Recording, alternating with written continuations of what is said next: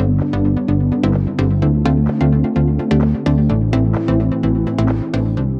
मित्रों, मैं अखिलेश रोहतगी, एस्ट्रो अखिलेश रोहतगी आपका अपने चैनल माई एपिसोड में बहुत बहुत स्वागत करता हूं।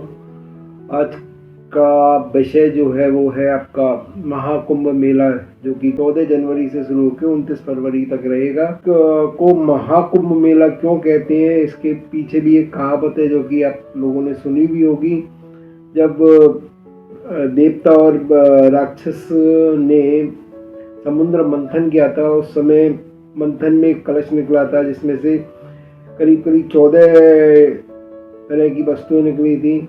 उसमें से एक कलश निकला था अमृत कलश, और जिसमें अमृत निकला था उसमें कामधेनु गाय भी निकली थी। इसी टाइप से मतलब 14 टाइप्स के अलग अलग प्रकार से वस्तुएं उसमें से निकली थी, जिसमें से प्रमुख था अमृत।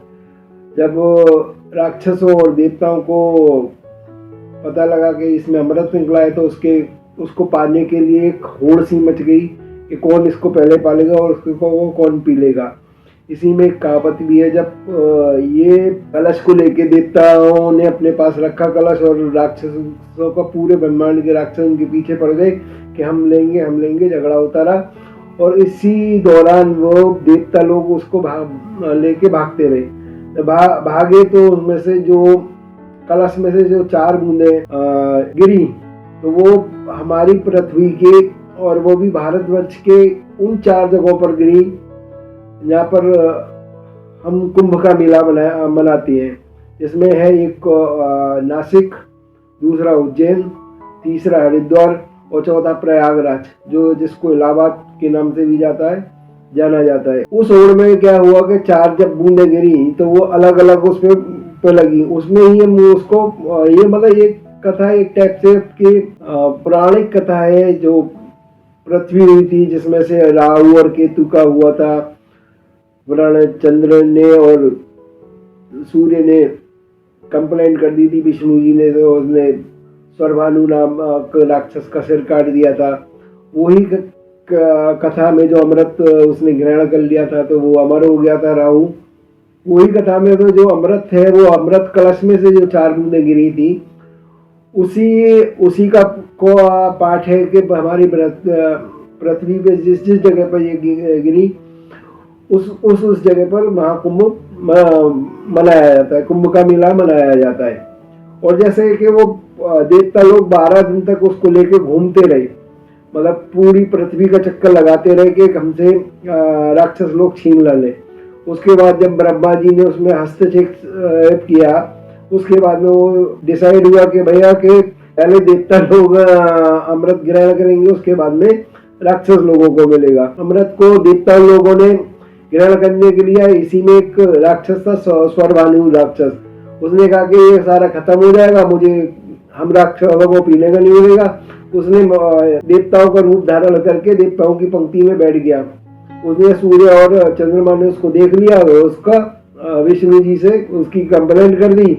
उन्होंने अपना चक्र फेंका और उसका सर दाढ़ से अलग कर दिया। वही जो अमृत हुआ था उसमें चला गया था, तो उसके गले में जाके अटक गया। तो उसका सिर जब अलग हुआ तो वो राहु कहलाया, और जो उसका पाट धड़ कहलाया वो केतु कहलाया।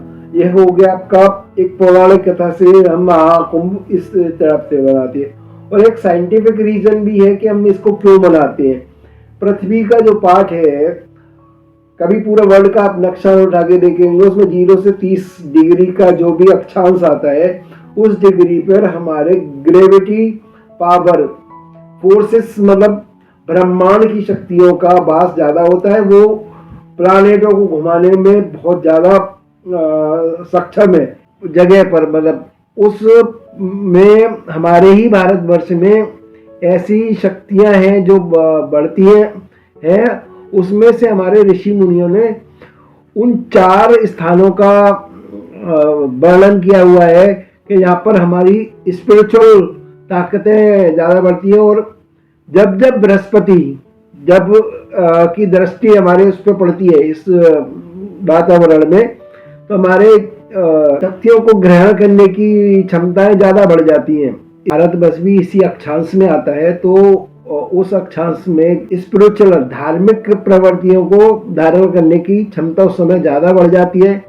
तो बृहस्पति जब जब जिस राशि में प्रवेश कर रहा होता है उस समय पे, उस जगह पे, इस कुंभ मेले को मनाया जाता है।